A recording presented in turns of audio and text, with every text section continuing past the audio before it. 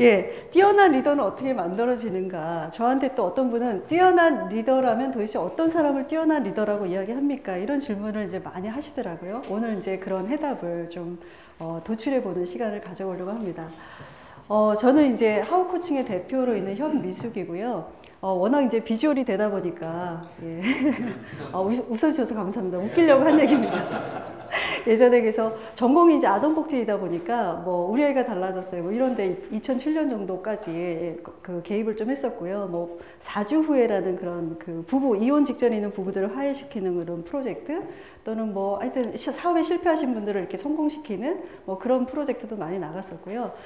작년 같은 경우에는 그 상사가 달라졌어요라는 그런 프로젝트를 EBS에서 했었어요. 그래서 이 EBS가 달라졌어요 시리즈에 꽂혀 있잖아요. 그래서 월요일 날 틀면 뭐 고부가 달라졌어요. 화요일 날 틀면 뭐 남편이 달라졌어요. 뭐 수요일 날 틀면은 부부가 달라졌어요. 목요일 날 틀면은 상사가 달라졌어요로 방송을 했었거든요.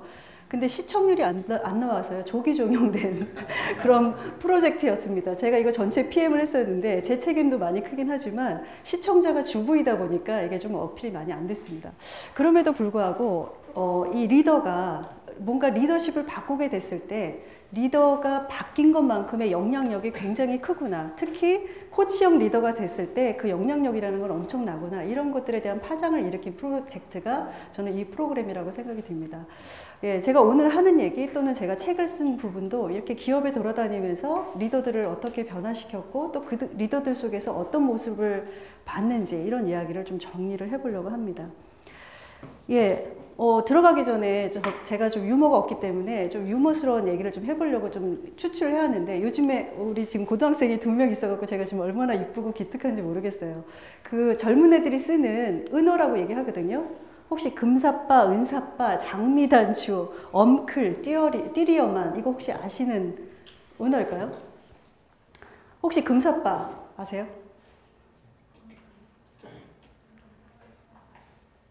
금방 사랑에 빠지다. 예. 그럼 은사빠는 뭘까요? 네, 은근히 사랑에 빠지다. 예. 애들이 쓰는 은어이지만 굉장히 아름다운 용어도 있죠. 그죠? 예.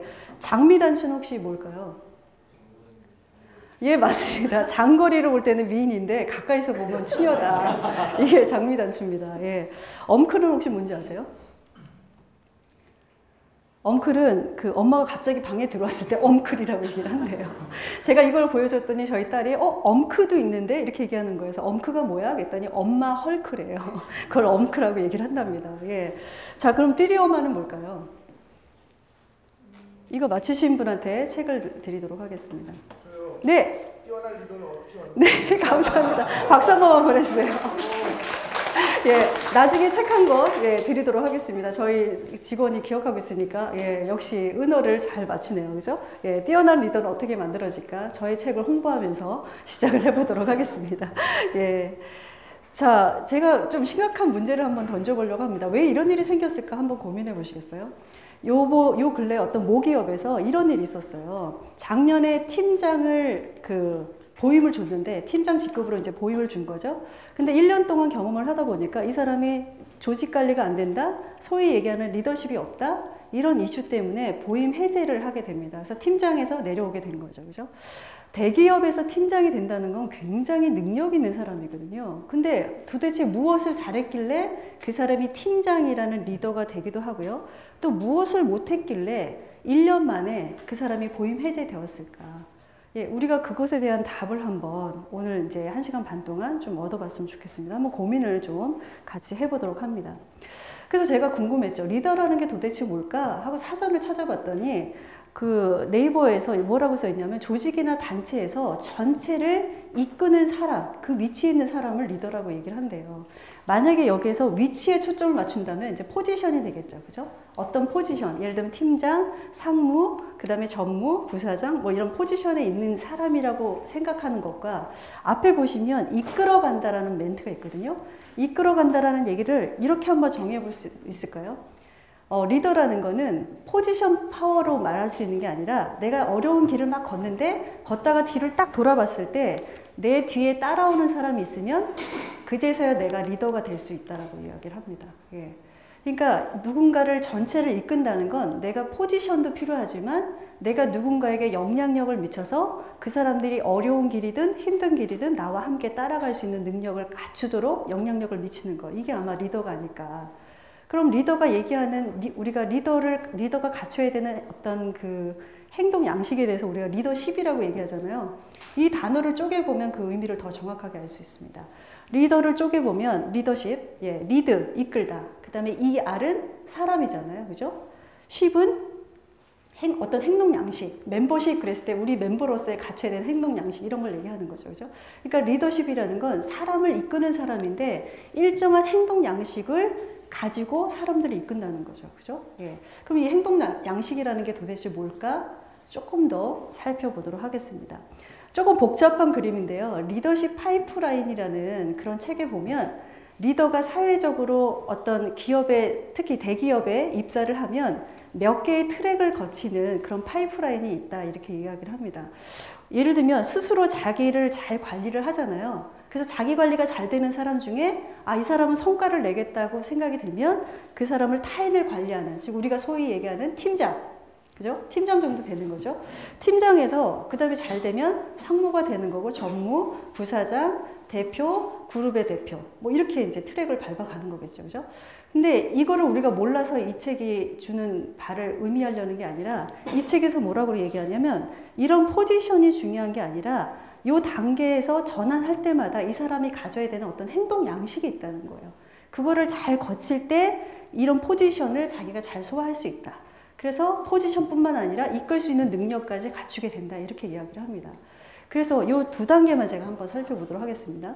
예를 들면 어떤 사람이 스스로를 잘 관리해서 다른 사람을 관리할 수 있는 능력, 예를 들면 중간 리더인 팀장이 되게 만들 수 있을까라고 했을 때 최소한 3가지를 본다라고 합니다.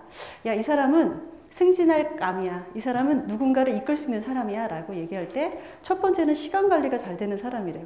시간 관리라는 건 뭐냐면 정해진 시간 동안, 예를 들면 이거는 일주일 안에 이런 퀄리티로 일을 해내야 돼 라고 얘기했을 때 일주일 안에 그 일을 해낼 수 있는 역량과 노력 또는 매니지먼트를 가진 사람, 이런 사람을 보고 이 사람은 승진할 제목인가? 이렇게 보여진다는 거죠. 그죠?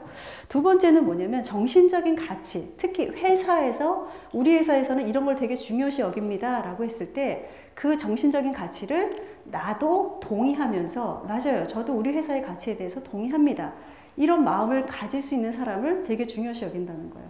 마지막은 뭐냐면 이 사람이 그냥 전문가가 아니라 뭔가 승진을 시킨다는 건 뭐냐면 다른 사람을 협력시키거나 내가 누군가가 일을 할 때 협조해 줄 수 있는 능력이 있는 사람, 이 3가지가 될 때 이 사람은 전문가 트랙이 아니라 누군가를 이끄는 트랙, 관리자 트랙 또는 리더십 트랙으로 이 사람을 보내야 되겠다라고 이야기를 한다는 거죠. 그래서 이 3가지가 잘 되는 사람을 승진시켜야 되겠다라고 해서 승진을 시킨다는 겁니다. 자, 그래서 승진이 됐을 때 이제는 스스로를 잘 관리하는 사람에서 타인을 잘 관리하는 사람으로 이 사람이 이제 변화를 해야 되겠죠. 그래서 이제 팀장이라는 포지션을 갖게 되는데 여기서 팀장 포지션만 중요한 게 아니라 이 사람이 갖춰야 되는 여러 가지 행동 양식이 있다는 거죠. 누군가를 이끌기 위해서. 역시 3가지를 제안을 합니다. 우선 첫 번째가 뭐냐면 업무 능력이에요. 업무 능력. 좀 아까는 자기를 잘 관리하는 사람은 어떤 사람이냐면 정해진 시간 안에 내가 이것을 잘 퀄리티 있게 해내느냐, 이게 중요한 시간 관리 능력이었다면 이제 업무 능력이라는 건 뭐냐면 누군가를 선발하고 그 다음에 우리가 R&R이라 그러죠. 어떤 책임을 이 사람한테 주고 그 다음에 이 사람이 잘 못하면 잘할 수 있도록 육성해주고 위임해주고 평가하고 피드백하고 자꾸 키우고 이런 역할을 잘할 수 있는 사람이 팀장 레벨에서 중간 관리자로서 업무 능력이 있다라고 이야기를 합니다. 그러니까 예전에 하던 거하고는 굉장히 다른 일을 하게 되는 거죠. 그죠? 예전에는 나한테 주어진 업무만 열심히 잘하면 됐었거든요. 근데 이제는 다른 사람한테 업무를 정확하게 주고 잘할 수 있도록 돕는 역할을 해야 된다는 거죠. 그죠? 자, 두 번째는 역시나 시간 관리인데요. 팀장님들이 되기 시작하시면 시간 관리가 너무 어려우세요. 왜냐하면 내가 혼자서 스페셜리스트로서 내가 잘하는 게 있잖아요. 그 일도 잘해내야 되지만 다른 사람이 일을 잘하도록 도와야 돼요. 많은 분들이 진짜 이 상황에서 어려운 게 뭐냐면 내가 하면 이틀이면 다 해요. 근데 저 친구한테 시키면은 허벅지 찌르면서 일주일을 기다려야 되는 거예요. 근데 일주일 뒤에 갖고 왔던 결과물이 별로 시덥지가 않아요. 그냥 내가 하면 더 빠르잖아요. 그죠? 근데 그거를 허벅지 찌르면서 참으면서 그 사람이 할 때까지 기다려주고 필요하다면 리소스도 주고 또는 가이드라인도 주면서 그 사람이 일을 잘할 수 있도록 독려하는 시간 관리 부분이 포함이 돼야 된다는 거죠. 그게 이제 쉬운 일이 아닌 거죠. 그죠?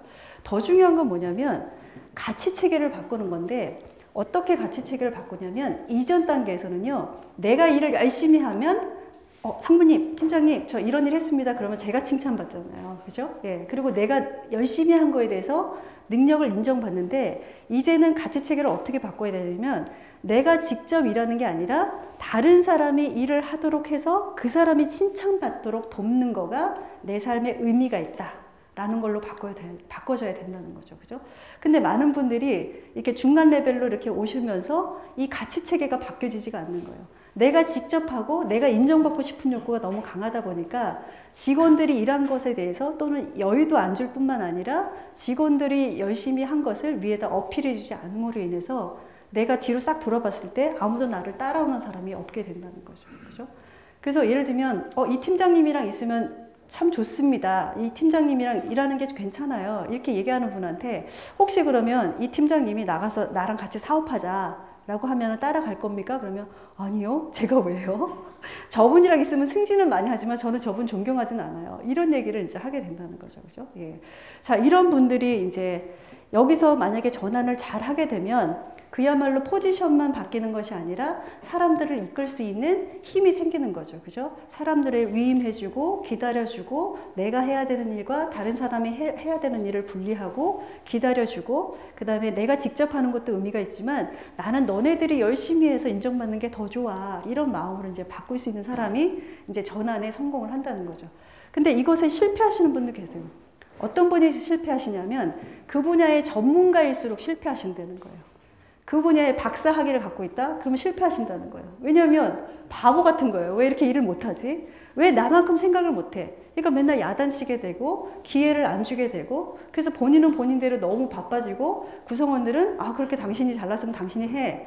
그래서 겉으로는 일하는 척하지만 일하지 않게 되는 거죠. 그죠? 그래서 본인도 실패하게 되고 직위는 팀장이 됐지만 사실은 팀장의 역할을 못하게 되고 나를 따르는 사람이 없게 되는 거죠. 그죠?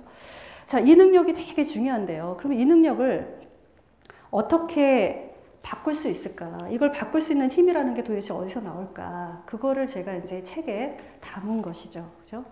일단 책의 파트는 세 가지로 나눠져 있습니다. 우선은 세 개의 층이라고 생각하시면 될 것 같아요. 첫 번째 층은 뭐냐면 내가 나를 밥을 잘 먹여주시는 거예요. 내가 그러니까 배가 든든하고 배가 부르면요 세상에 무서울 게 없거든요. 예. 그래서 첫 번째 능력은 어떤 능력이냐면 나를 잘 관리할 수 있는 능력, 내가 배부를 수 있는 능력. 예, 그래서 웬만한 바람에는 야, 너 이거 먹고 싶지? 이렇게 유혹해도 잘 유혹이 안 넘어갈 정도로 배가 든든하게 만드는 그 능력이 첫 번째고요. 나와의 관계가 잘 설정이 되면 두 번째 해야 되는 거 뭐냐면 1대1의 관계를 얼마나 잘 만들어낼 수 있느냐가 두 번째 이슈가 된다는 거죠. 그죠? 1대1의 관계를 못 만들어내는 사람이 여러 명하고 한꺼번에 관계 맺을 수가 없잖아요. 그래서 두 번째는 1대1의 사람들과 어떻게 관계를 맺고 그 사람들과 뭔가 영향력을 미칠 수 있는 힘을 어떻게 갖는가. 이게 이제 두 번째 중요한 능력이고요. 또 조금 더 확장한다면 이제는 1대1이 아니라 1대-N. 그게 10명이 될 수도 있고요. 100명이 될 수도 있고 1000명이 될 수도 있겠죠. 1대-N과 내가 대다수와 어떻게 관계를 맺고 영향력을 미칠 수 있을까. 큰 파트 세 가지로 나눠볼 수 있다라고 생각을 할 수 있습니다. 우선 첫 번째, 이제 내 자신, 나를 밥을 든든히 먹게 하는 것 중에 이제 두 가지만 오늘 알아보려고 하는데, 첫 번째는 내 감정에 대한 겁니다. 내 감정이 도대체 어디로 오는가. 이 감정이요, 되게 별 볼 일 없고 무시해도 될 것 같지만 사실은 나의 많은 행동들이 감정에 휘둘리기도 하고요. 감정 때문에 내가 되게 동기부여되기도 하거든요. 그래서 이 감정이라는 게 도대체 어떤 녀석인지를 정확하게 들여다보는 작업이 필요하시고요. 그래서 감정을 잘 관리하시는 게 필요하겠죠. 그죠? 두 번째는 글자는 비슷한데 굉장히 다른 거죠. 나의 강점이 뭐냐. 나의 세일즈 포인트가 뭐냐. 이거를 아는 게 굉장히 중요하다는 거죠. 그죠? 예. 이 두 가지에 대한 이야기를 좀 해보려고 합니다. 우선 첫 번째, 감정에 대한 인식, 이야기를 하려고 하는데, 감정 그러면 어떤 단어들이 떠오르세요? 감정에는 어떤 단어들이 있나요? 뭐 기쁘다, 예, 희노애락. 예, 딱 정리해 주시네요. 희노애락. 슬프고, 뭐, 기쁘기도 하고, 예, 뭐, 혈에 차기도 하고, 슬프기도 하고, 예, 뭐, 사랑스럽고, 뭐, 이런 여러 가지 단어들이 떠오르죠. 도대체 그런 단어들은 어디에서부터 생기는 것일까? 예, 그걸 한번 이제 고민을 해보는 거죠. 자, 저희 딸이 이렇게 얘기합니다. 저희 딸이 지금 중3인데, 중학교 2학년 때 이런 얘기를 해요. 나는 있잖아, 엄마, 집에 있는 게 제일 싫어. 이렇게 얘기를 해요. 다 결혼하셨죠? 결혼 안 하신 분들 계실 텐데, 딸이요, 저랑 같이 있는데, 이런 얘기를 할 때, 그래서 제가 조금 이렇게 욱하는 마음이 들었는데, 조금 자세히 알고 싶었어요. 집에 있는 게 왜 싫은데? 이렇게 물어봤어요. 너무 심심해. 이렇게 얘기를 하는 거예요. 제가 맨날 집에서 공부만 하니까 심심하지 않겠어요? 그죠? 예. 제가 얼마나 부실한 엄마인지. 예. 근데 어쨌든 애가 이렇게 얘기해요. 나랑 같이 있는데, 아빠랑 같이 있는데, 엄마랑 같이 있는데, 난 집에 있는 게 제일 싫어. 진짜 심심해. 이렇게 얘기해요. 어떤 감정들이 올라오실까요?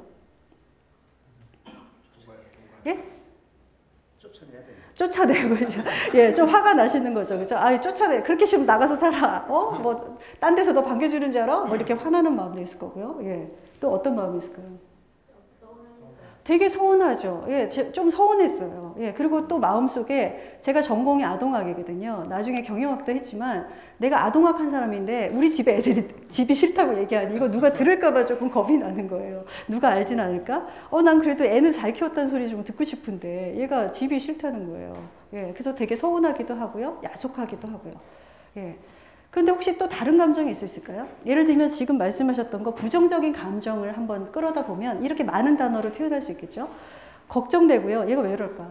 그리고 공허해요. 내가 엄마로서 역할을 못하나? 쓸쓸하기도 하고요. 민망하고요. 애가 가엾기도 하고요. 맨날 혼자 노니까 가엾기도 하고, 예, 그리고 좀 밉기도 해요. 아무리 그렇다고 해서 엄마한테 그렇게 함부로 얘기할 수 있어? 좀 밉기도 하고요. 예, 신경질도 나고 욕도 하고 싶었어요. 예, 이런 감정이 생길 수 있겠죠. 예. 근데 혹시 이 감정 말고 다른 감정이 없을까요? 예? 따분하다. 너도 심심한데 나도 좀 따분해. 내 인생도 따분해. 맨날 공부만 하고 이게 뭐야? 뭐 이런 생각을 할 수도 있겠죠. 그죠? 예. 근데 혹시 긍정적인 감정을 찾아볼 수 있을까요? 예. 예를 들면 이 딸이 얘기하는 메시지를 엄마 같이 좀 놀아줘. 나 엄마랑 놀고 싶어. 이렇게 들을 수도 있죠. 그러면 귀엽기도 하고 엄마가 필요하다라고 얘기하는 거니까 제 마음이 즐겁기도 하고 예, 그렇게 볼 수도 있고요. 또는 야, 엄마한테 이런 얘기를 편하게 얘기할 정도로 내가 아이한테 좀 더 이렇게 친밀감이나 이런 거를 갖고 있구나라고 생각하면 제가 좀 뿌듯해지기도 하고 그런 마음이 생길 수 있을까요? 예, 그러실 수 있을까요? 예를 들면 이런 감정이죠. 다행이에요. 이런 얘기 하는 게. 그리고 궁금해요. 진짜 얘가 이런 얘기 왜 하는지 궁금하기도 하고요. 사랑스러워요, 애가. 예. 그리고 이렇게 투정 부리는 거 보면서 사랑스럽기도 하고요. 씩씩하고요. 그리고 또 이런 얘기를 쉽게 할 수 있다는 게 저도 되게 통쾌해요. 저는 되게 갈등을 싫어해서 이런 얘기 쉽게 못 하거든요. 근데 물론 엄마 앞이긴 하지만 이런 얘기를 하니까 좀 시원해 보이기도 하죠. 그죠? 예.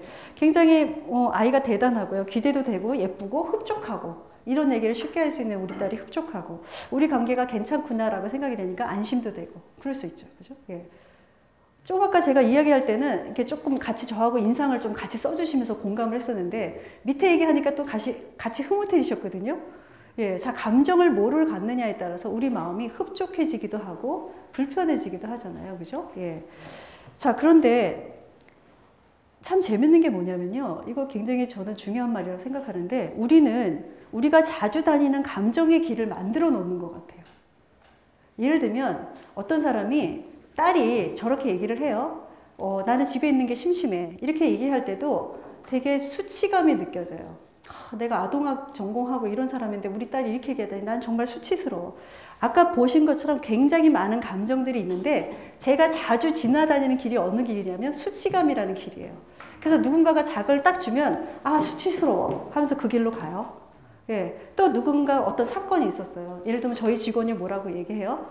수치스러워. 어떻게 내가 이런 얘기를 듣지? 그래서 사람마다 굉장히 많은 감정들이 공존함에도 불구하고 자기가 자주 지나다니는 길이 있다는 거죠. 그래서 어떤 사람은 굉장히 긍정적인 감정을 가져서 본인을 막 치열업시키기도 하지만 어떤 사람은 자기 스스로를 기운 빠지게 만드는 그런 길로 경로를 만들어 놓는 사람도 있다는 거죠. 그죠? 예. 그러면 도대체 왜 우리는 이런 감정의 길들을 갖고 있는 걸까? 이 감정의 길들을 좀 다른 선택을 할 수는 없을까? 그런 궁금증이 좀 생기시죠? 그죠? 예. 그거에 도움을 주시는 분이 이제 사티어라는 분이신데, 이분이 이제 가족 치료의 대가이신 분이세요. 근데 이분이 우리의 마음을, 감정에 대한 것을 포함해서 우리의 마음을 빙산에 이제 비유를 하셨어요. 우리 빙산 비유 많이 하잖아요. 그죠? 자, 위에 보이는 거 있잖아요. 위에 보이는 것보다 밑에 있는 게 훨씬 더 거대한 빙산이 많이 있다라는 게 빙산 이론에 대한 비유잖아요. 그죠? 그래서 이분이 뭐라고 어떤 얘기를 했냐면, 자, 빙산 위에는 여러 가지의 표현이 있다는 거예요. 행동이나 말이나 이런 표현이 있는데, 이 빙산 밑에는 굉장히 많은 것들이 이제 포함되어 있다는 거죠. 그죠? 예를 들면 어떤 행동을 하거나 아, 짜증나 뭐 이렇게 얘기를 했어요. 그랬을 때는 어떤 생각들이 있는 거고요. 그 생각에 대한 감정이 생기고요. 그 다음에 그 감정에 대한 또 판단이 있고요. 그 밑에는 기대가 있고 열망이 있다는 거예요. 그죠? 예. 예를 들면 저희 딸을 한번 볼까요? 난 집에 있는 게 제일 싫어. 아, 심심해. 이렇게 얘기해요. 자, 얘는 집에 있는 집에 혼자서 있으면 심심하다 이런 생각을 하니까 엄마가 있는데도 안 놀아주니까 좀 짜증이 나죠. 그죠? 그리고 뭔가 내가 소중하지 않는다는 느낌을 받을 수 있죠. 그죠? 예. 그런 느낌을 받으니까 그런 얘기를 해요. 근데 사실은 여기서 끝나는 게 아니라 그 조금만 더 밑으로 내려가면 기대가 있다는 거죠. 기대. 근데 기대는 세 가지가 있대요. 내 자신에 대한 기대, 다른 사람에 대한 기대, 그리고 다른 사람이 나에 대해서 이렇게 기대감을 갖고 있을 거야 라고 생각하는 기대. 이 세 가지가 있다는 거예요. 저희 딸은 저에 대한 기대가 있었을 것 같아요. 엄마, 맨날 일하는 것도 좋지만 이렇게 사랑스러운 딸하고 좀 놀아주는 시간도 필요하지 않아? 나 좀 예뻐 좀 해줘. 이런 기대가 있었지 않을까 싶어요. 그죠? 예. 그러면 근데 그 기대로 끝나는 게 아니라 이 밑에 보면은 너무너무 이렇게 순수한 인간이 다 공유할 수 있는 보편적인 소망, 우리가 열망이라고 표현하는 열망이 있대요. 그 열망은요, 예를 들면 사랑하고 싶고 사랑받고 싶고요, 인정받고 싶고 인정하고 싶고요, 좀 자유롭고 싶고요, 그 다음에 내가 의미 있는 사람이 좀 되고 싶고요. 이런 열망은 남녀노소 지구촌 60억이 다 동일하게 갖고 있는 소망이 바로 열망이라는 거예요. 그죠? 저희 딸은 어떤 열망을 갖고 있을까요? 사랑받고 싶어요, 엄마한테. 예, 그래서 이런 특정한 상황에서 엄마가 나한테 사랑을 표현해주고 나랑 있는 게 너무 즐거워라고 얘기해줬으면 좋겠다라는 기대감을 가져요. 그런데 엄마는 책상만 사랑해요. 예, 엄마는 책만 사랑하는 것 같아요. 그러니까 화나고 짜증나고 신경질 나고 외로워요. 그죠? 그래서 난 집에 있는 게 제일 싫어라고 바깥으로 표출하는 건 그것 거죠. 그죠? 그래서 만약에 제가 위에 것만 가지고 얘를 평가한다면, 아니, 엄마한테 그런 말을 해? 라고 화낼 수 있죠. 근데 제가 요 기대로만 좀 들어가거나 조금만 더 깊이 들어가서 열망을 바라본다면, 아이고, 이 녀석이 엄마가 잘 놀아주지도 않지만 엄마랑 노는 게 재미도 별로 없지만 엄마가 지하고 놀아줬으면 좋겠다는 거구나. 지가 조금 더 사랑받는 마음을 좀 받고 싶구나 라고 제가 읽으면, 아까 혹시 기억나세요? 부정적인 감정이 있고 긍정적인 감정이 있는데 긍정적인 감정을 선택할 확률이 훨씬 더 커지겠죠. 예, 이 녀석이 엄마 같이 놀아줘요. 엄마 나 사랑스럽지 않아요? 엄마 나 이쁘지 않아요? 그렇게 제가 만약에 들었다면, 아이고 우리 딸 너무 이뻐. 엄마도 너랑 놀고 싶지. 우리 뭐 하고 놀까? 이렇게 대응할 확률이 많고요. 마음이 뿌듯하고 우리 딸이 있다라는 게 너무 행복하고 그런 감정들로 마음이 들 수 있다는 거죠. 이해되시나요? 네. 예, 예. 자, 여기서 예를 들면 화라는 거. 화라는 건 어느 부분에서 일어나는 걸까요? 어쩌면 기대가 무너져서, 또는 이런 상황에서 이렇게 해야 돼. 내가 생각한 거나 신념이 무너지면서 화라는 게 나올 수 있겠죠. 그죠? 근데 그 화라는 건 조금만 더 들어가 보면 내가 나 자신에 대한 기대, 타인에 대한 기대, 또는 타인이 나에 대해서 기대하는 거, 아마 그런 기대 때문에 기대가 무너지면서 나오는 게 화였을 거예요. 그죠? 그래서 예를 들면 자기 맨날 그렇게 회사랑 결혼했어? 회사랑 살아. 이혼해. 이렇게 얘기하는 건 뭐예요? 그걸 기대로 바꾸면 뭐예요? 자기야, 나 자기한테 여전히 사랑받고 싶어. 그리고 집에 와서 내가 애들하고 막 이렇게 악다구니를 펼쳐도 그래도 내가 최선을 다하고 있다라고 좀 말해줘. 나 진짜 애들이 요새 말 안 들어갖고 나 되게 무능감이 느껴지거든. 자기야 나한테 괜찮다고, 너 최선을 다한다고, 그래도 너가 엄마니까 애들을 이 정도 다루는 거라고 말해줘. 이런 기대가 있는 거죠. 그죠? 그 기대를 잘 파악하지 못하면 악다구니로 막 이렇게 나올 수 있는 거죠. 그죠? 더 밑에는 뭐예요? 열망을 본다면 어때요? 회사랑 결혼했어? 이렇게 얘기할 때 밑에 열망을 본다면 어떤 열망이 있을까요? 예, 그냥 사랑받고 싶은 거죠. 나하고 함께 머물렀으면 좋겠다. 이런 열망인 거죠. 그죠? 예. 그래서 이왕이면 상대방이 말을 좀 잘했으면 좋겠지만, 말을 이상하게 하더라도 내가 이 사람의 깊은 그 빙산 밑에 있는 열망을 바라보거나 이 사람이 상황에서 기대하는 것들에 대해서 내가 받아들일 수 있다면 감정의 선택을 좀 더 다르게 할 수 있다는 거죠. 그죠? 우리 다 너무 외롭지 않나요? 너무 사랑받고 싶지 않나요? 네, 누군가를 또 사랑해주고 싶지 않나요? 그렇죠. 인정받고 싶지 않으세요? 그리고 누군가는 내 앞에 있는 모든 사람들은 또 인정받고 싶은 거죠. 내가 그렇게 하고 싶은 것처럼. 그죠? 그런 거를 인지를 할 때 내 마음이 두둑해지고 배가 부를 수 있죠. 그죠? 엄마한테 그런 소리를 해?가 아니라 아이고 이 녀석이 엄마하고 이렇게 하고 싶구나 라고 느낄 때 내 마음의 배고픔이 좀 더 사라질 수 있는 거겠죠. 그죠? 예. 자, 첫 번째 부분, 두려움이나 용서도 마찬가지인 거죠. 그죠? 자, 이런 감정에 대한 인식뿐만 아니라 두 번째, 나의 강점에 대해서 인식하는 것도 되게 중요합니다. 자, 나의 강점이 뭔지 아세요? 우리 당신의 강점은 뭡니까? 제가 회사에서 사람을 뽑은 건데요. 지금 2명이 있는데 우리 선생님을 포함해서 지금 2명입니다. 자, 나한테 당신을 왜 뽑아야 되는지 당신의 세일즈 포인트, 강점을 한번 얘기해 보세요 라고 얘기할 때 물론 면접 본다 그러면 준비는 해 가실 수 있지만 정말 이 마음속에서 뿌듯하게 맞아 나는 이런 DNA를 가졌어. 나 이런 사람이야 라고 이렇게 뿌듯하게 올라올 수 있는 나만의 강점 그걸 정리되어 있느냐 이런 거를 한번 들여다보는 거죠. 그죠? 예, 짐 콜린스가 이런 얘기를 했어요. 저는 너무 좋아하는데 변화라는 건 되게 좋은 거래요. 그런데 첫 번째 알아야 되는 게 뭐냐면요. 내가 절대 변하면 안 되는 게 뭔지를 알아야 된다는 거예요. 우리 지금 너무 변화 속에서 많이 살지 않나요? 오늘의 나와 내일의 나가 좀 달라야 이 사회에 적응할 수 있는 것 같아요. 근데 중요한 건 뭐냐면 변화라는 건 좋지만 내가 정말로 변하지 말아야 되는 포인트가 뭔지를 정리를 하는 순간 그제서야 변화할 수 있다는 거예요. 그죠?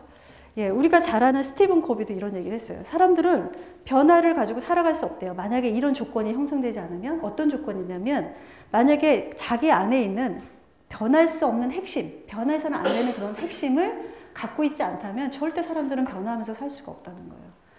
그러면서 이 사람이 뭐라고 얘기하냐면 변화할 수 있는 능력의 가장 키가 되는 건 뭐냐면 내가 도대체 누구인지 당신 누구야? 그래서 나 이런 사람이에요 라고 얘기하거나 내가 무엇을 경험했는지에 대한 정리 그 다음에 내가 무엇을 가치롭게 여기는지에 대한 것 이런 것이 정리가 되어 있지 않으면 절대 변할 수 없다는 거예요.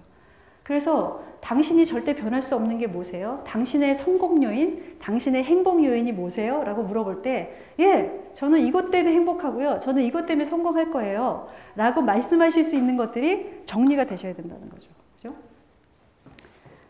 예, 자, 나에게 있어서 변하지 말아야 될 성공 요인, 행복 요인은 뭘까? 일단 제 거를 먼저 말씀을 드릴게요. 한번 제 거를 들어보시고 옆에 분한테 한 번만 물어봐 주세요. 이미 정리되신 분도 계시지만 이런 질문을 안 받아보신 분도 계시거든요.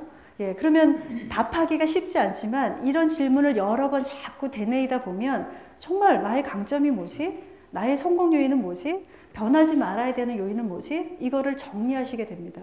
저는 제가 저의 성공 요인, 행복 요인이 뭘까? 이렇게 생각을 해봤을 때 저는 좀 이렇게 프론티어 정신을 갖는 게 참 저한테 행복한 것 같아요. 그러니까 완전한 창의성은 아니지만 남들이 했던 것보다 조금 한 단계 좀 창의적인 결과물을 내놓는 거, 예, 그런 거, 그거가 제가 되게 행복하고요. 그리고 제가 성공 요인인 거죠. 제가 이 강의 준비를 할 때 좀 행복했어요. 근데 만약에 이거를 10번을 강의하라 그러면 저 되게 좀 안 행복할 것 같아요. 그러니까 뭔가 새로운 거를 만들어내거나 새로운 프레임으로 강의하거나 이런 거 되게 좋아한다는 거죠. 그죠? 또 하나는 믿어주는 거에 대한 보답을 하는 게 저의 성공 요인이기도 하고 행복한 요인이기도 해요. 그걸 다른 말로 책임감이라고 얘기하죠. 그래서 누군가가 저한테 이런 일을 좀 해주세요라고 얘기했을 때 그걸 믿어주는 거잖아요. 그거만큼 잘 해낼 수 있었을 때 제가 되게 행복하다는 거죠. 그죠? 예. 또 하나는 성장하는 거 되게 중요해요. 그래서 저 공부 되게 많이 해요. 이렇게 배우는 거 되게 좋아하고요. 그냥 성장만 하는 게 아니라 그거를 이렇게 다른 사람한테 나눠주는 거 되게 좋아해요. 그래서 저 이런 거 배웠는데요. 이거 어떠세요? 이렇게 나눠주는 거 되게 좋아해요. 그걸 저는 성장과 번식이라고 얘기를 합니다. 마지막으로 제가 되게 중요한 게 저희 이제 회사의 가치이기도 한데 공유된 성공. 혼자 성공하는 게 아니라 성공을 공유하는 거, 함께 성장하는 거, 함께 성공하는 거, 이거 되게 중요시 여기거든요. 예. 자, 한번 옆에 분한테 좀 생뚱맞을 수 있는데요. 한번 물어보실래요? 예. 그 나에게 있어서 변하지 말아야 되는 성공 요인, 행복 요인이 있다면 그것은 무엇입니까? 하고 옆에 분한테 좀 인사하시면서 물어봐 주세요. 예, 뭐 한 분 얘기만 좀 들어볼까요? 예, 우리 그 흐뭇한 얼굴로 지금 계속 저를 지지해주고 계시는 여기 세 번째 앉으신 선생님은 예, 나의 행복 요인, 나의 강점 요인 있다면 뭐가 있으실까요? 저는 강사님 잘 보신 것처럼 네. 제 얼굴에 항상 미소가 있습니다. 네. 웃음을 간직한 것은 굉장히 제 스스로의 강점이라고 생각하고요. 네.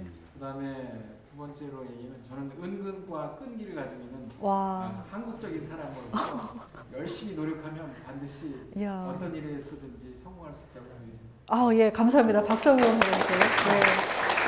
예, 이따가 제가 책 한 권, 예, 그 선물로 드릴게요. 예. 근데 이렇게 듣다 보니까 대단하신 분 아닌가요? 이걸 조금 분류를 해본다면 자기 자신을 위해서는 끈기와 예, 노력, 성실로 가지고 하시는 거고요. 다른 사람과의 관계 속에서는 미소를 통해서 관계를 맺으시는 거잖아요. 그죠? 그러니까 내 스스로와 타인과의 관계 맺는 이 두 가지를 지금 되게 밸런스를 맺고 계시는 것 같아요. 지금 강의를 하는데 지금 계속 흐뭇한 그 염화 미소를 가지고 고개를 끄덕끄덕 하시면서 어떤 메시지를 주냐면 그래요. 잘하고 있어요. 열심히 하세요. 아유, 예, 영향을 잘 받고 있습니다. 용기 내세요. 이런 메시지를 주고 계시거든요. 그래서 이렇게 눈길이 자꾸 가고 뭔가 이 대화하고 싶은 예, 그래서 아마 성공과 행복의 요인이 맞지 않을까 이런 생각이 듭니다. 예. 우리 선생님 지금 잘 정리되어 있으신데요. 지금 선생님처럼 잘 정리되신 분도 있고 정말로 내가 갖고 있는 그런 성공 요인이라면 또 그게 나를 행복하게 만들어준다면 그게 뭘까? 그거 한번 오늘 밤에 계속 고민을 좀 하셨으면 좋겠습니다. 예. 자, 첫 번째, 내 자신에 관한 스킬, 자기관리 능력. 제가 또 다른 표현으로 얘기하면 내가 밥을 든든히 먹어서 웬만한 바람에는 흔들리지 않게 만드는 능력. 그는 최소한 두 가지의 능력이 필요하다. 하나는 내 감정을 잘 관리하는 능력, 그 다음에 내 강점을 잘 관리하는 능력. 이 두 가지다. 이렇게 정리해 볼 수 있죠. 그래서 첫 번째는 감정에 대한 거 기억나시죠? 열망. 예, 열망. 내 열망이 뭘까? 지금 상대방이 나한테 뭐라고 훅 하고 강한 얘기를 했어요. 야, 내가 지금 기분이 좀 나쁘려고 하는데 내가 왜 기분이 나쁠까? 내가 이 상황에서 갖고 있는 기대나 열망은 뭐지? 그걸 한번 들여다 보시는 거죠. 그죠? 예. 그러면서 동시에 습관적으로 가는 부정적인 감정의 길을 내 열망에 초점을 맞춰서 좀 더 긍정적인 선택을 하는 거죠. 그죠? 예. 저희가 그 남편한테 제가 예를 들면 제가 이제 차를 운전을 하다가 이렇게 약간의 이렇게 아파트에서 이렇게 주차장에서 갖고 나오다가 차가 약간 접촉사고가 났어요. 근데 제가 남편한테 자기야 나 옆에 차 긁어갖고 옆집 아줌마가 나보러 70만 원을 물어달래 이렇게 얘기하면 남편이 화를 낼 거라는 게 너무나 자명한 거예요. 보통 뭐라 그럴까요? 그러길래 차를 그렇게 빨리 급하게 몰지 말라 그랬잖아. 그러면 저는 돈 물어줘서 지금 기분 나빠. 남편한테 야단 맞아서 기분 나빠. 지금 완전히 하루를 잡치는 게 되잖아요. 근데 내가 왜 남편한테 이 얘기를 하고 싶을까? 제 열망이나 기대를 봤더니 남편한테 위로받고 싶은 거예요. 그래서 제가 남편한테 뭐라고 그랬냐면 자기야 나 오늘 되게 밖에서 기분 나쁜 일 있었는데 나 오늘 자기한테 위로받고 싶거든? 근데 내가 이 얘기 했다가 자기가 또 왜 그랬냐고 막 그러면 나 진짜 되게 속상할 것 같아. 이렇게 얘기를 했어요. 그랬더니 남편이 이제 마음가짐을 다시 하면서 안 그렇게 얘기해봐 이러는 거예요. 그래서 제가 아니 내가 그 주차 이렇게 나오려고 그러는데 앞에 차가 이렇게 있어가지고 이렇게 해가지고 내가 옆에 차를 슬쩍 이렇게 들었다 올렸다 놨어. 세게 박은 것도 아니야. 근데 기스가 났더니 그 아줌마가 범퍼 자체를 다 갈아달라는 거야. 그래서 70만 원을 물어달래. 그랬더니 아니 그런 여자가 같은 아파트에 살면서 그럴 수가 있어. 그 여자 정말 나쁜 여자고 막 이렇게 하더니 얼마라고? 70만 원. 내가 해줄게 걱정하지 마. 이렇게 얘기를 하더라고요. 그죠? 모든 게 다 그렇게 잘 되진 않지만 내 감정이 뭘까? 내 열망이 뭘까에 초점을 맞추면 훨씬 더 내 자신이 먼저 긍정적으로 변화가 되고 그것이 상대방한테 전달될 확률이 상당히 많다는 거죠. 그죠? 예. 자, 그래서 이런 열망에 기반한 감정을 관리하는 거, 이거 중요합니다. 두 번째는 나의 강점인데, 변화할 수 없는, 포기할 수 없는, 아무리 세상이 바뀌어도 내가 포기할 수 없는 나만의 DNA, 이것이 나를 성공시키기도 하고 나를 행복하게 만들 수 있는 요인이다. 그게 뭐지? 이런 걸 정리하는 거. 이 두 가지가 최소한 있으시면 여러 가지 바람이 불거나 누군가가 나에게 강한 어떤 바람을 일으켜도 내가 흔들리지 않는 힘을 최소한 가지실 수 있다는 거죠. 그죠? 예. 자, 두 번째 요인으로 넘어갈까요? 두 번째는 이제 1대1을 관리할 수 있는 능력입니다.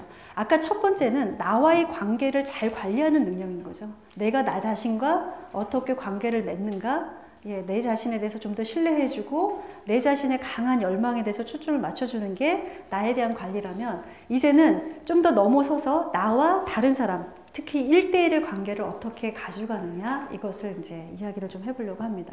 여기서도 역시 두 가지 얘기를 좀 해보려고 합니다. 첫 번째는 1대1 관계를 하기 위해서는요, 심정을 알아주는 게 되게 중요합니다.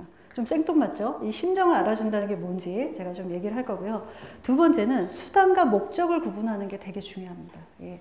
자, 우선 첫 번째는 심정 알아주기인데요. 심이 마음 심자고요. 정이 뜻정자거든요. 근데 이 뜻만 있는 게 아니라 정신, 사랑, 이런 단어를 포함하고 있는 게 이 뜻정자입니다. 그러니까 심정이라는 거는 마음의 뜻, 마음의 사랑, 마음의 정신, 이렇게 표현을 해볼 수가 있겠죠. 그죠? 자, 그러면 정자가 들어간, 뜻정자가 들어간 단어를 한번 옆에 짝꿍하고 한번 다시 추출해 보실래요? 뜻정자 들어간 단어를 최대한 많이 한번 의논을 한번 해보십시오. 어떤 단어가 있을까요? 예, 다정.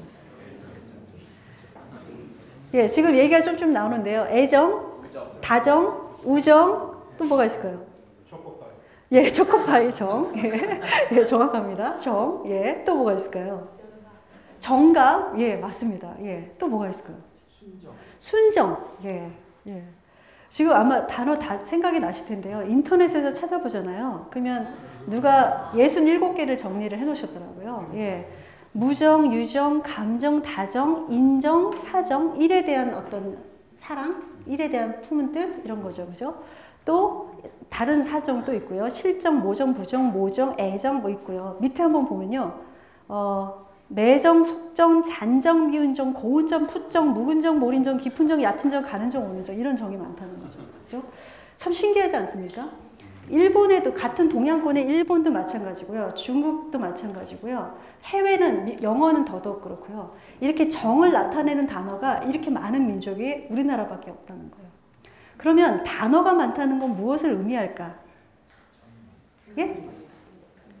감정을, 예, 그런 장면이 많아서 표현해야 되는 상황이 예민하게 많다는 거죠. 그죠? 무근정하고요, 속정은 틀린 거예요.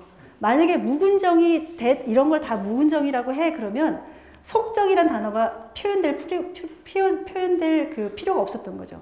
근데 무근정하고 속정은 되게 다른 거예요. 예, 그 다음에 몰인정하고 뭐 또 다른 단어가 다른 거예요. 하여튼 이런 맥락에서는 좀 적절한 단어가 자꾸 필요한 거예요. 그거는 무슨 얘기냐면, 맥락에서 정에 대해서 느끼는 아주 그 세밀한 감정들이 되게 우리나라 민족이 많다는 거예요. 그래서 우리가 또 전쟁도 많고 이러다 보니까 한도 되게 많잖아요. 그죠? 그래서 내 마음을, 내 심정을 좀 더 누군가가 알아줬으면 좋겠는데, 요럴 때 감정 다르고 저럴 때 감정 다르잖아요. 그걸 누군가가 알아줬으면 좋겠다, 또는 그거를 알아듣도록 표현하고 싶다 라고 해서 만들어진 단어가 이런 단어인 거죠. 그죠?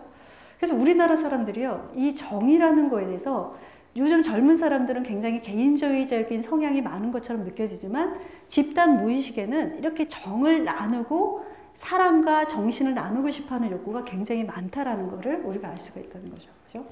그 재미난 사례가 바로 이런 건데, 어떤 유학생, 제가 이제 맨날 얘기하는 사례인데요. 어떤 유학생이 이제 한국말을 배우기 시작을 했는데, 제가 이제 감수성 훈련의 그 대가인 유동수 선생님의 사례인데, 그분한테 이렇게 물어보는 거예요. 당신 나라 말을 내가 지금 많이 배우고 있는데, 이제 어느 정도 알아듣겠는데, 요 말은 이해를 못 하겠다. 옳은 개소리가 뭐냐, 이렇게 물어보더래요.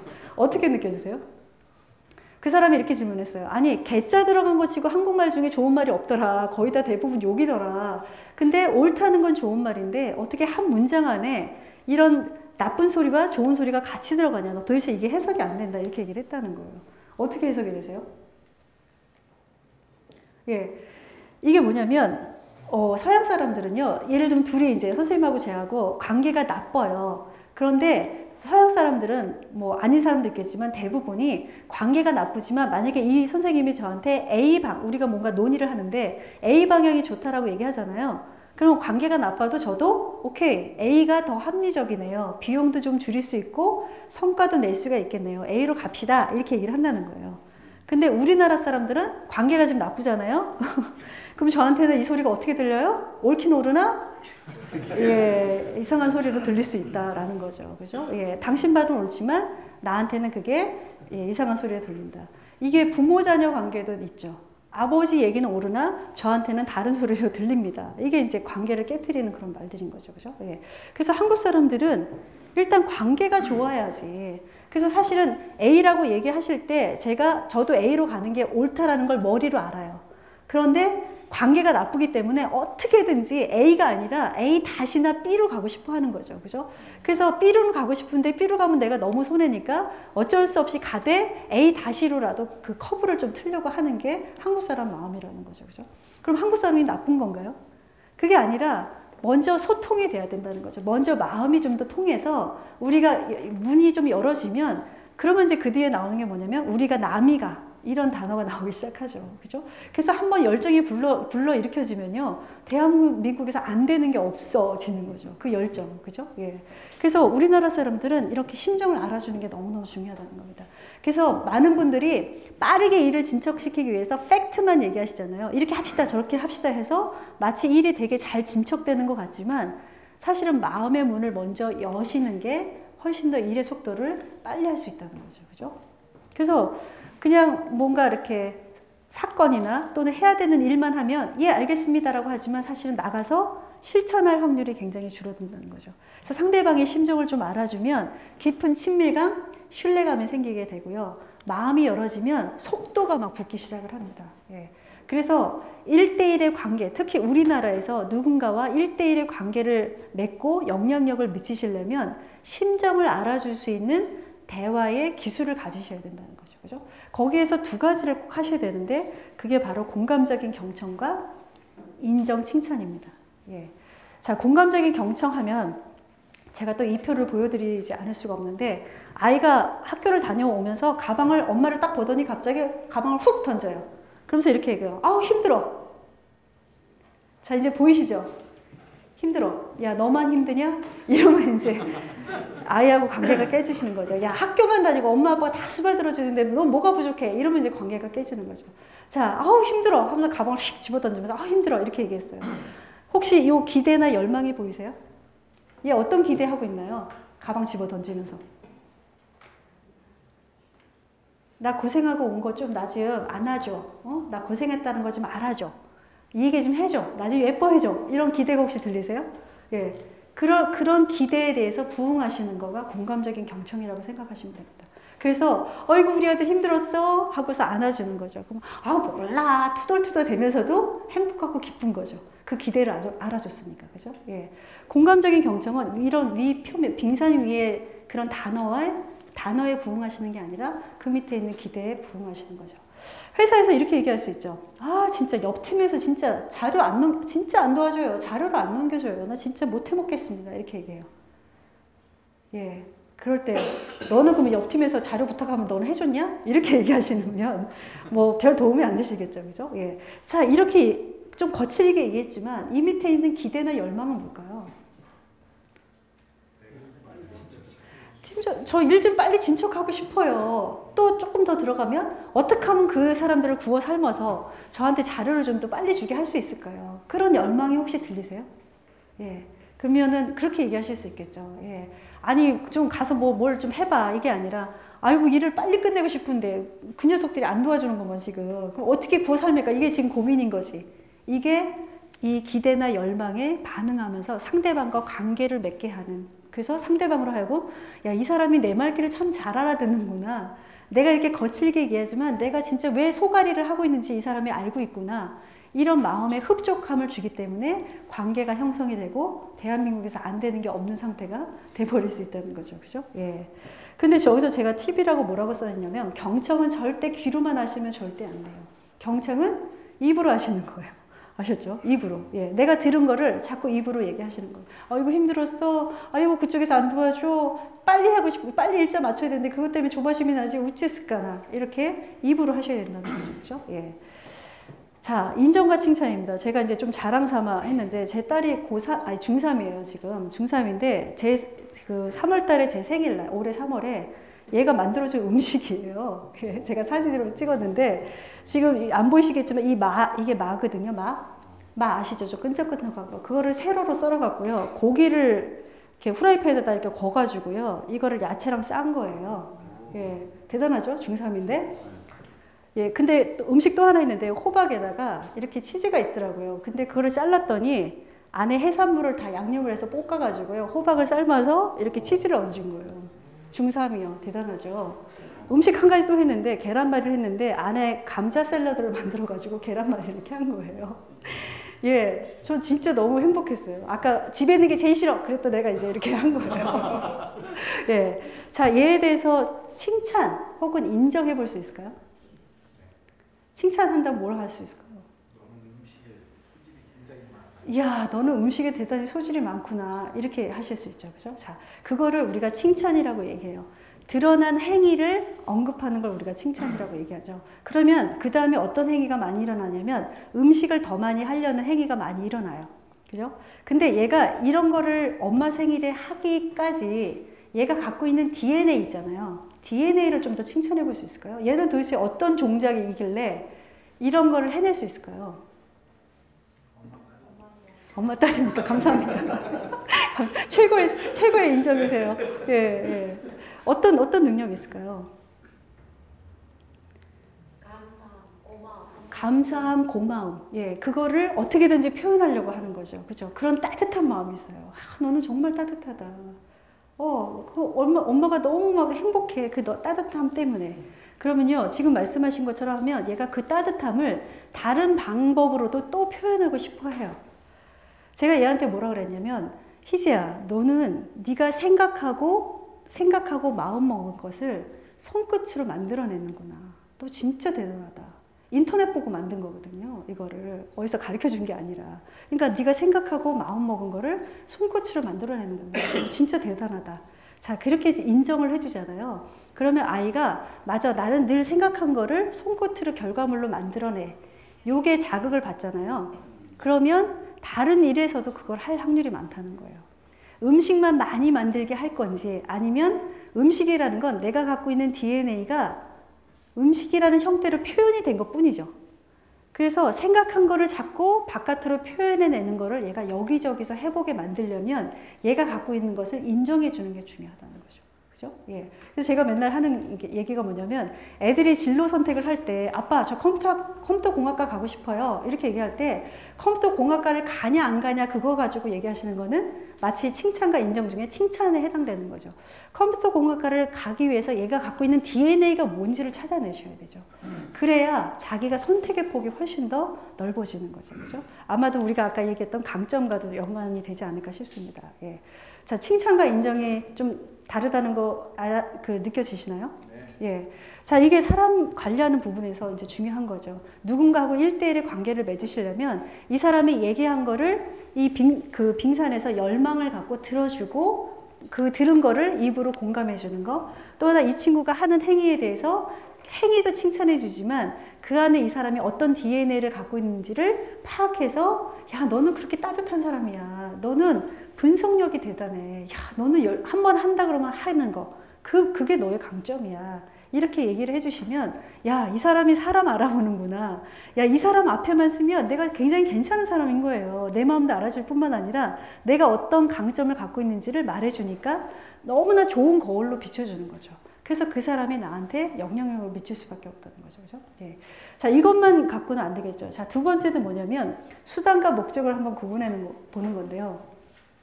여름 휴가나 겨울 휴가 이렇게 계획해 보지 않으세요? 가정에서? 그래서 이제 모처럼 어디 가자라고 얘기 안 하고 애들 얘기도 좀 듣고 싶어가지고 가족 회의를 하는 거예요. 야, 요번에 여름에 어디로 휴가 갈까?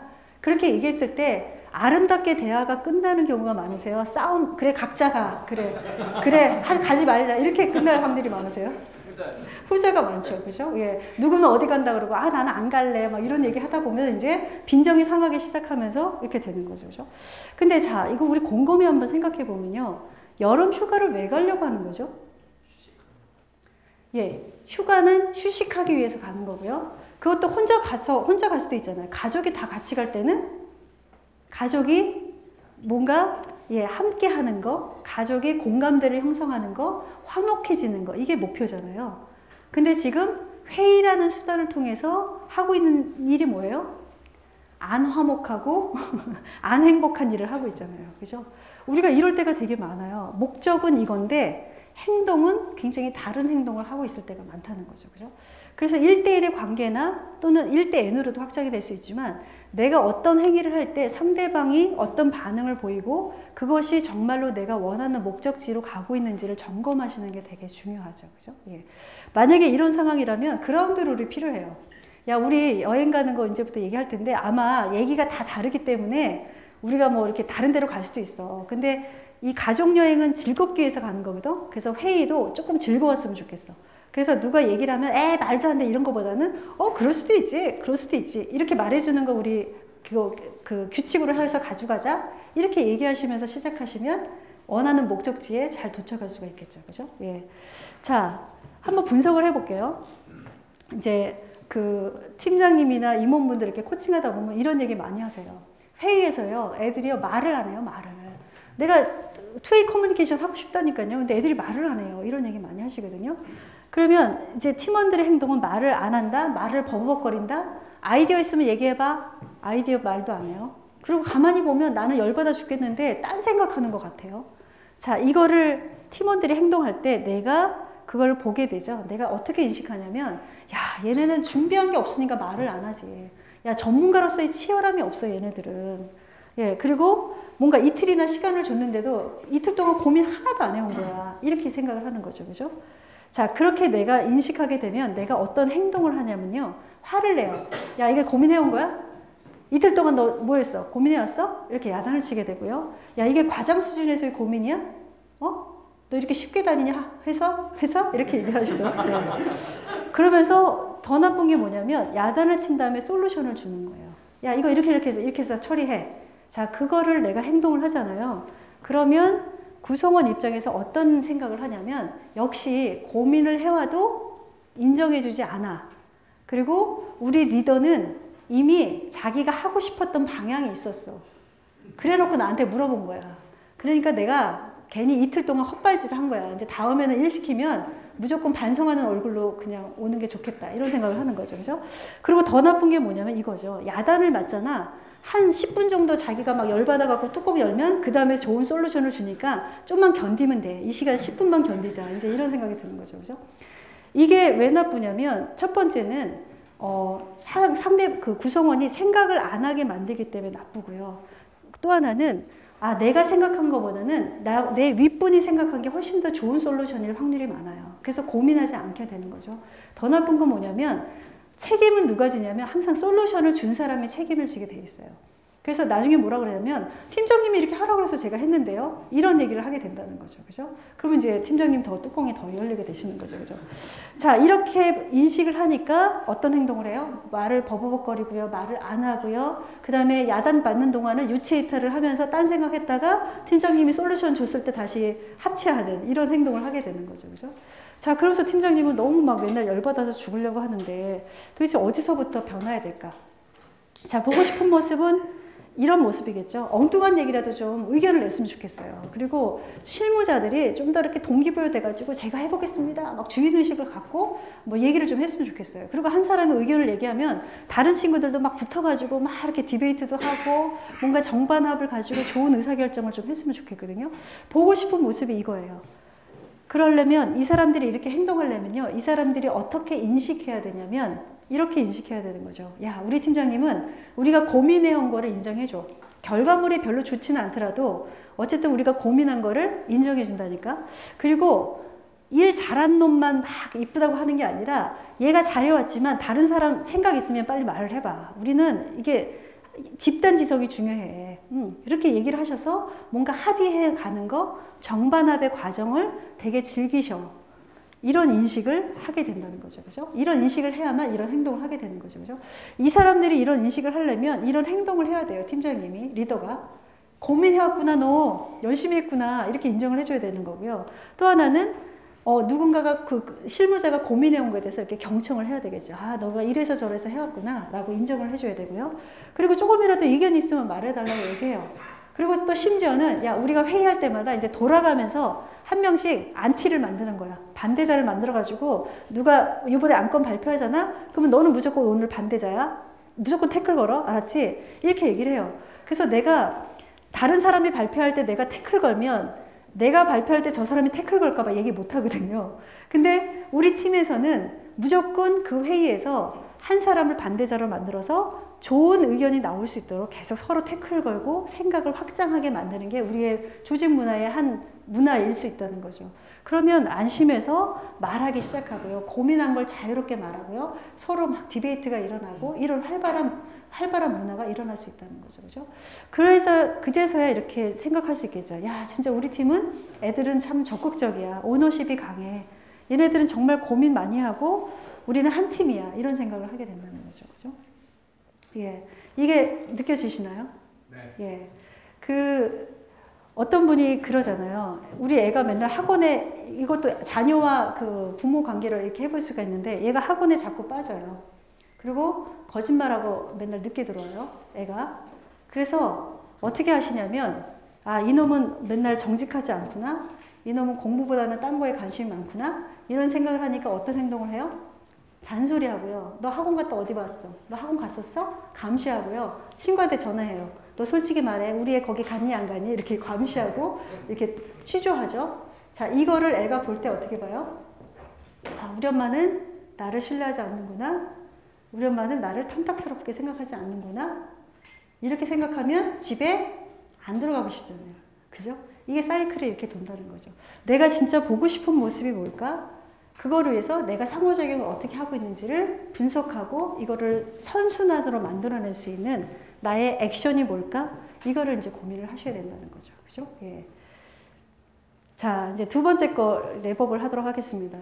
아까 1대1의 관계에서 그 영향력을 미치려면 최소한 두 가지 측면에서 그게 필요하시다. 첫 번째는 심정을 알아주는 거. 우리는 심정 문화에 살기 때문에 필요 없어 하더라도 그 사람의 마음을 알아주는 거 되게 중요하다.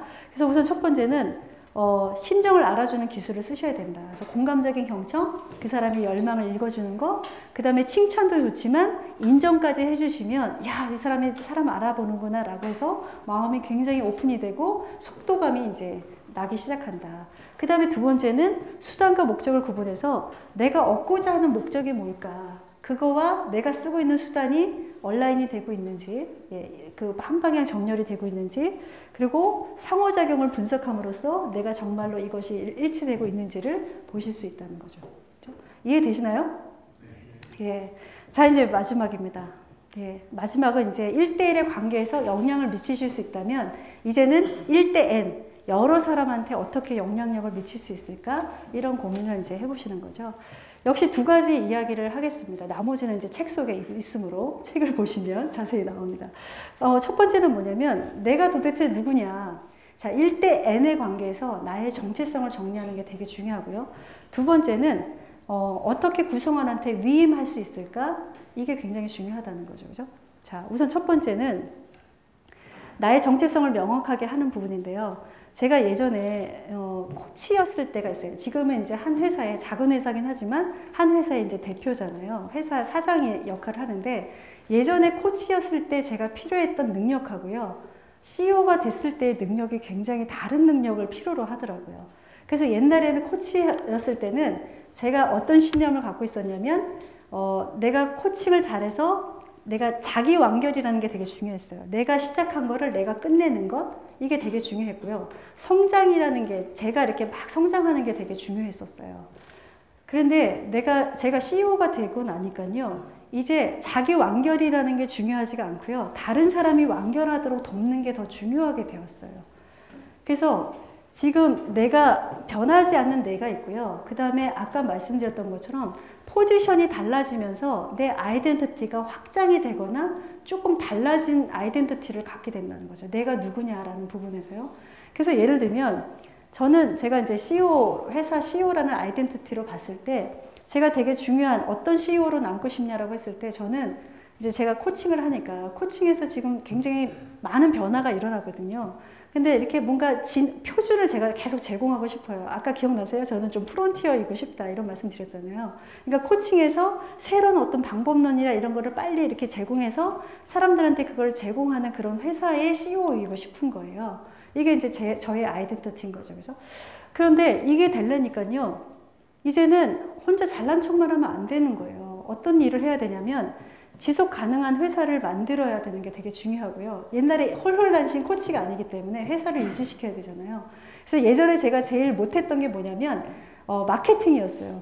제가 어느 정도로 수줍어 했냐면 누군가가 혹시 코칭 배우고 싶은데 어떤 프로그램이 있습니까? 하고 저한테 물어보잖아요. 그러면 제가 코칭 회사의 여러 가지 프로그램을 잘 정리를 해서 그분한테 드렸어요. 그래서 이 회사에서는 얼마고요, 이 회사는 얼마고, 이게 장점이고요. 이런 시트를 드리는 거예요.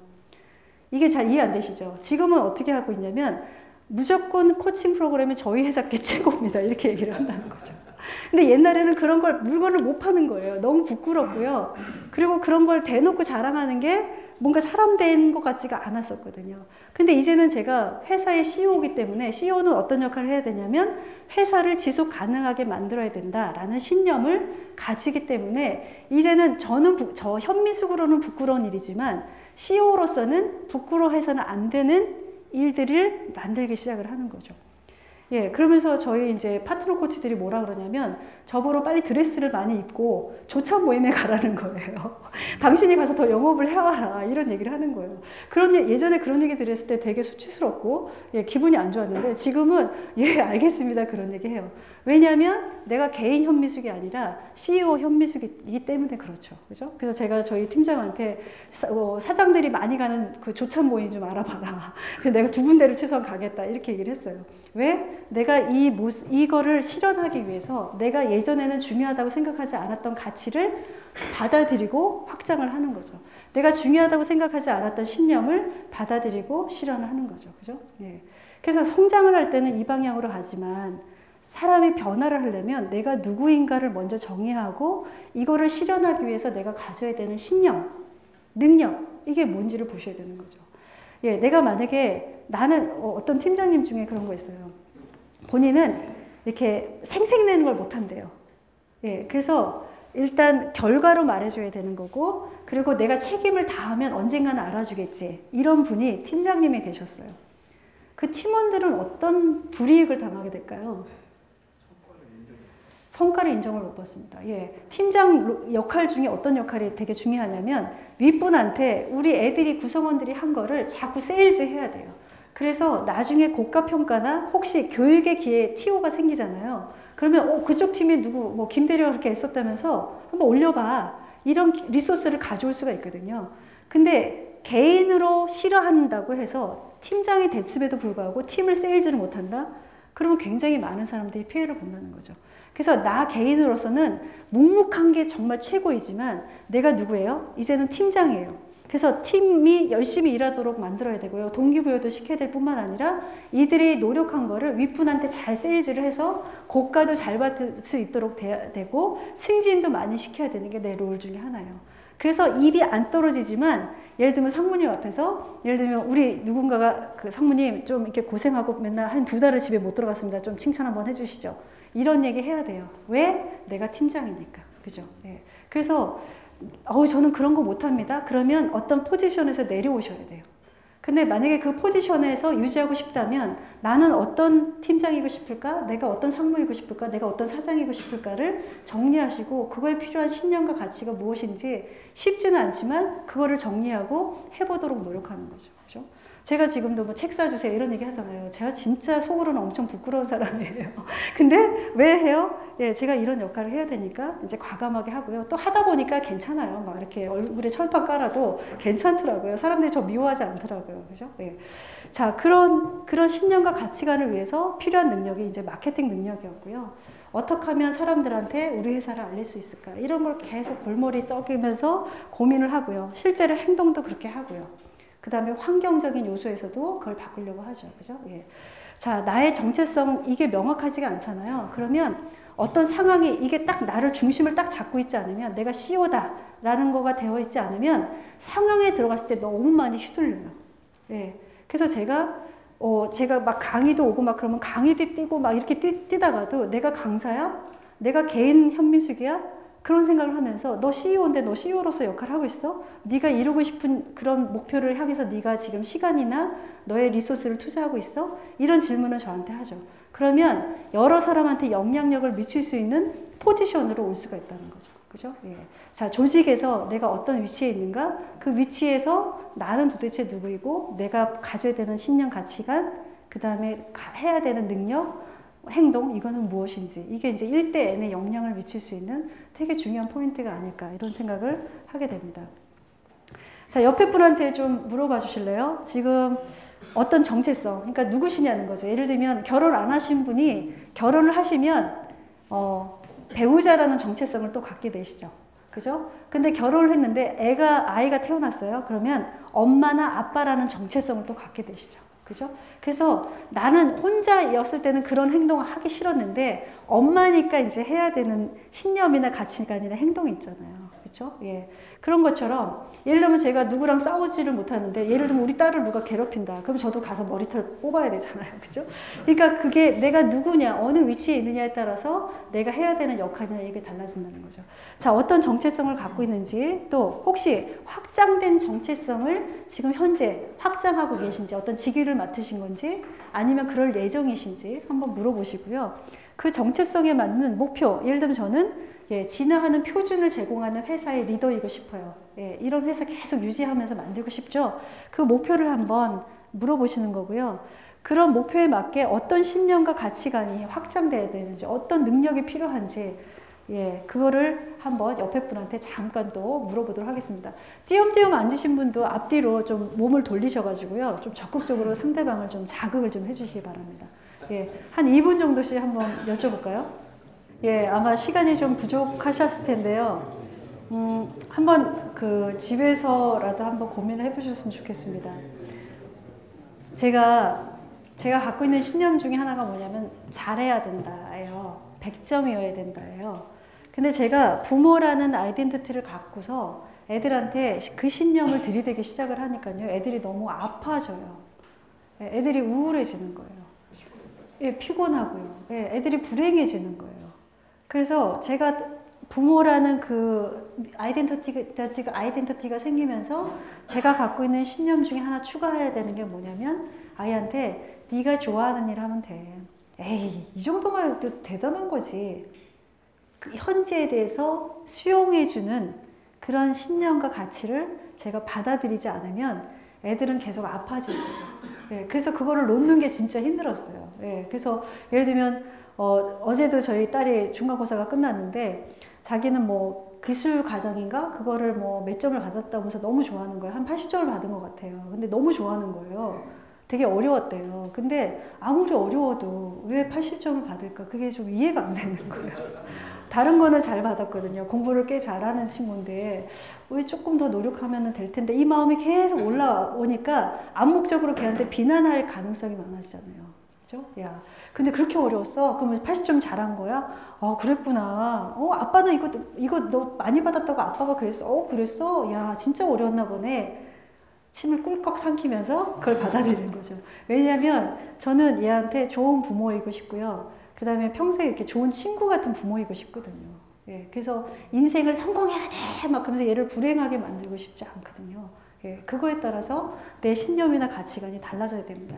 이게 어떤 사회적인 직위뿐만 아니라 내가 갖고 있었던 위치에 하나씩 더 추가되면서 이 신념과 가치는 점검이 돼야 된다는 거죠. 그죠? 이거 한번 꼭 생각해 보시고요.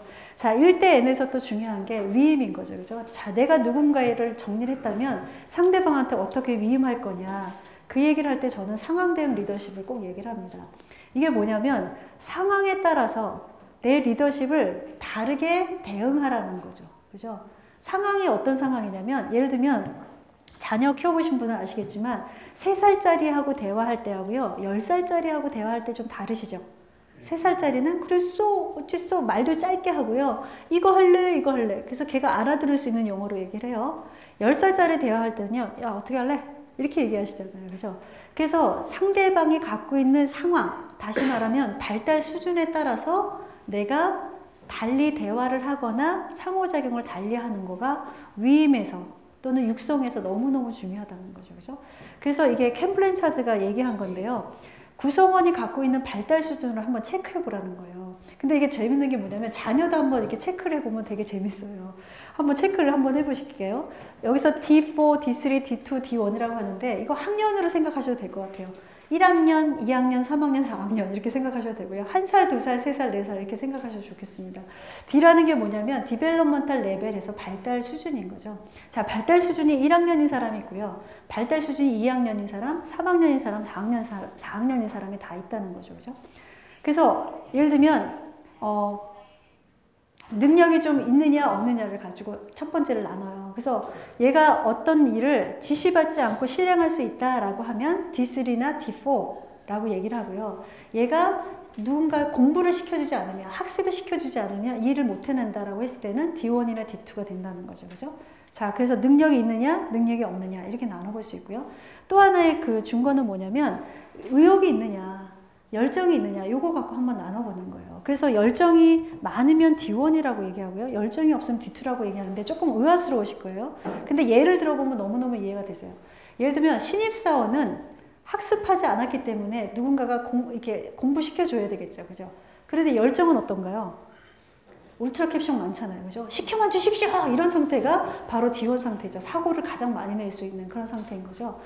또는 자전거 타는 걸로 비유를 한번 해보세요. 아니면 골프 치는 거 한번 생각해 보세요.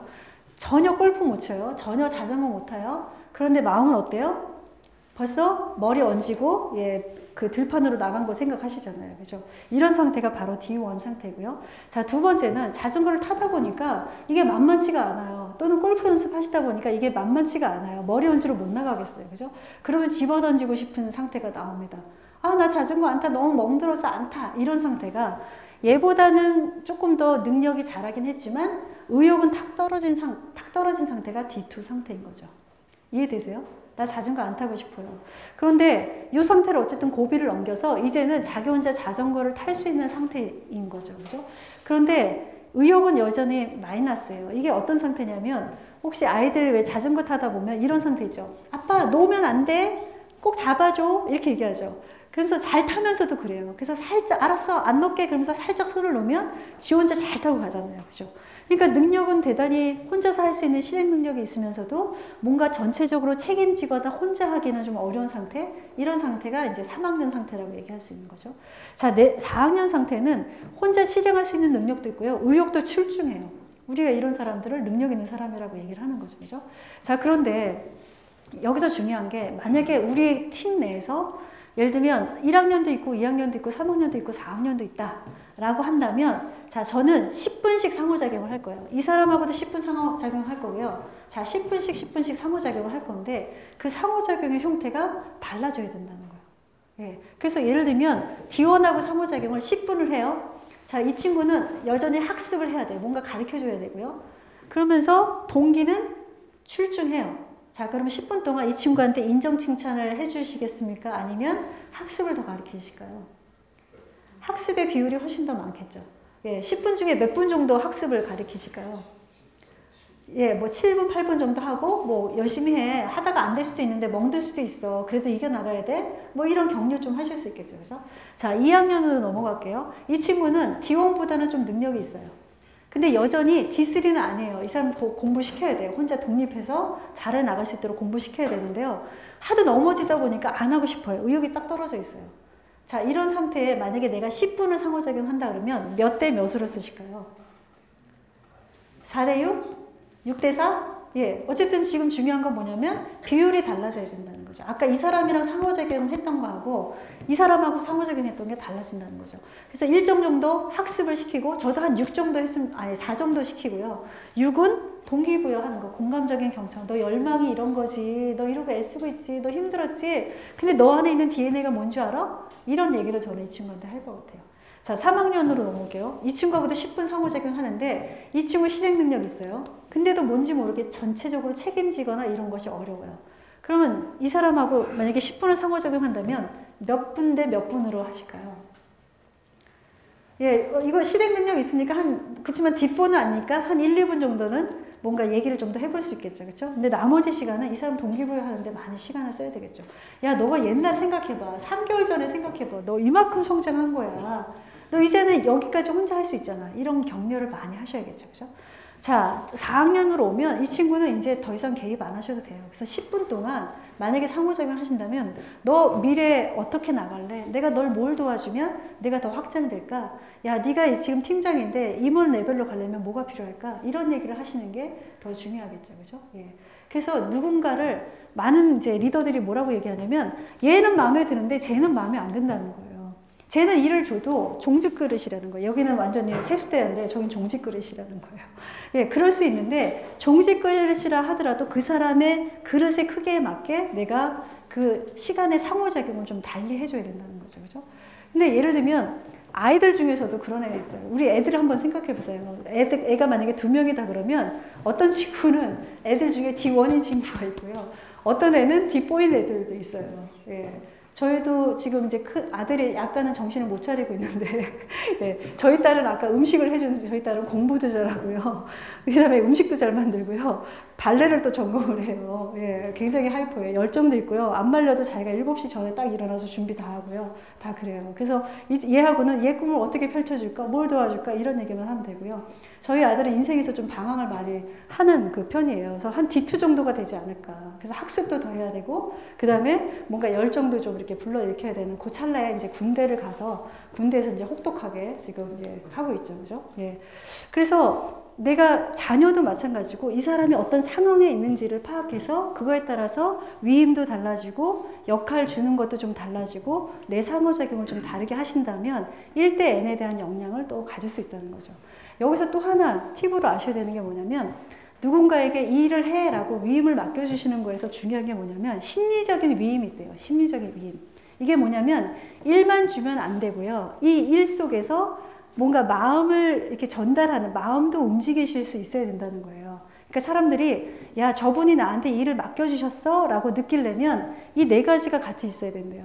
우선 첫 번째가 이 일이 어떤 의미가 있는지 이 일이 왜 중요한지 이런 거를 좀 해석해 줘야 되고요.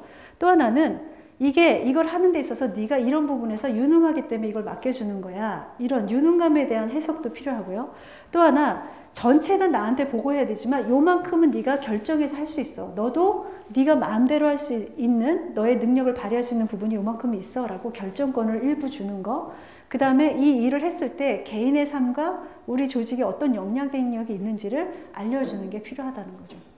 공통적으로 느끼셨겠지만 뭐냐면 일을 주면서 이 일이 너 삶이 얼마나 중요하고 어떤 영향력이 있고 네가 능력이 이런 부분이 있어서 너한테 주는 거야. 그리고 이 일을 하게 됐을 때 이런 영향력이 있어. 이런 거를 해석해주는 그 대화나 상호작용도 필요하시다는 거죠. 그죠? 그래서 일만 주는 것이 아니라 아까 10분 상호작용 이것도 중요하지만 그 안에서 상대방한테 일을 해석해주는 능력이 이제 필요하다는 겁니다.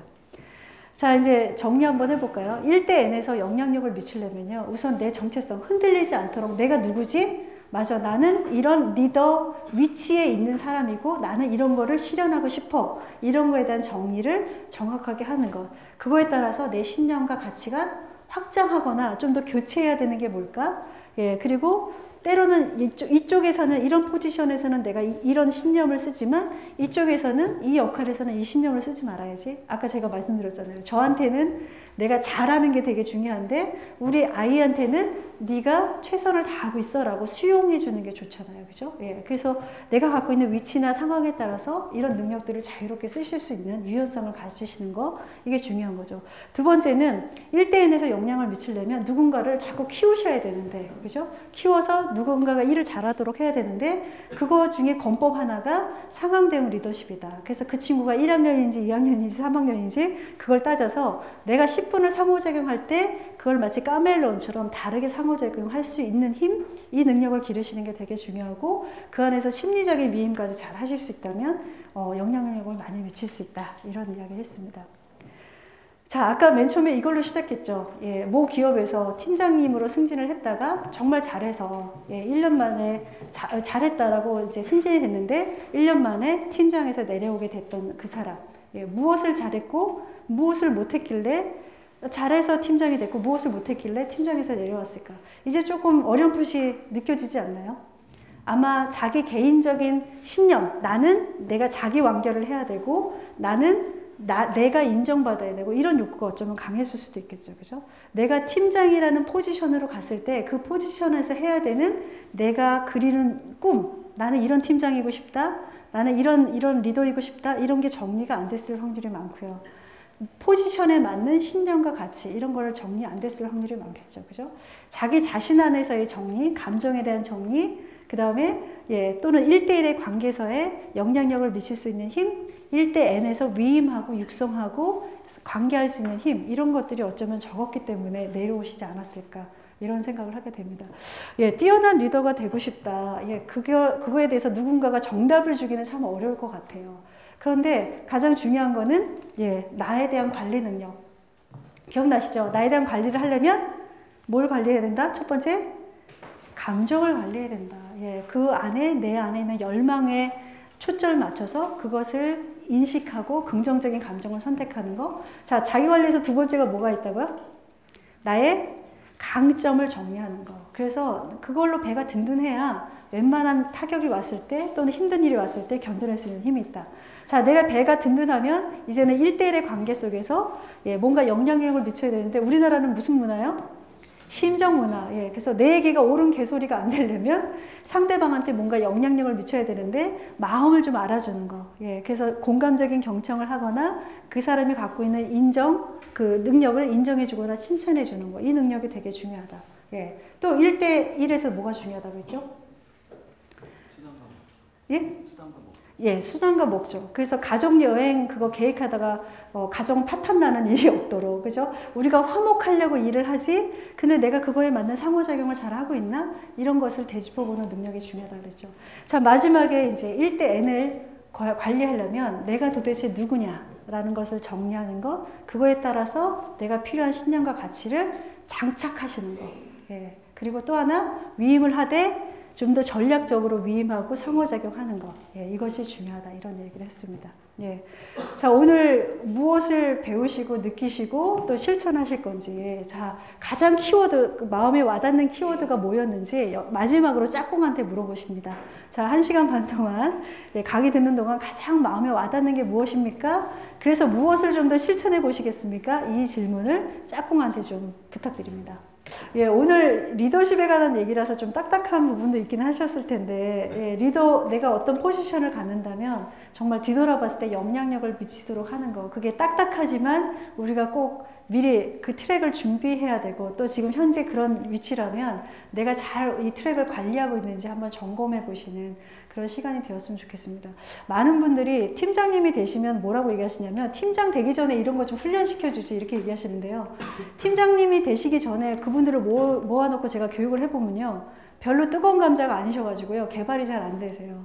그래서 제가 권유하고 싶은 건 뭐냐면, 어쨌든 1대1이나 1대 N을 경험해 볼 수 있는 프로젝트가 여러 가지가 내 주변에 생기거든요. 그럴 때 나를 한번 시험해 보고 확장해 보는 그런 기회를 스스로 만드시고 거기서 하나씩 하나씩 내 것으로 끄집어내시는 그런 힘으로 가져가셨으면 좋겠다, 이런 바람을 가져봅니다. 예, 늦은 시간까지 너무 감사하고요. 정말 작은 부분이라도 도움이 되셨으면 하는 그런 바람을 가져봅니다. 오늘 여기 오시기로 선택한 거 잘하신 거죠? 네. 예, 감사합니다. 이것을 마치겠습니다.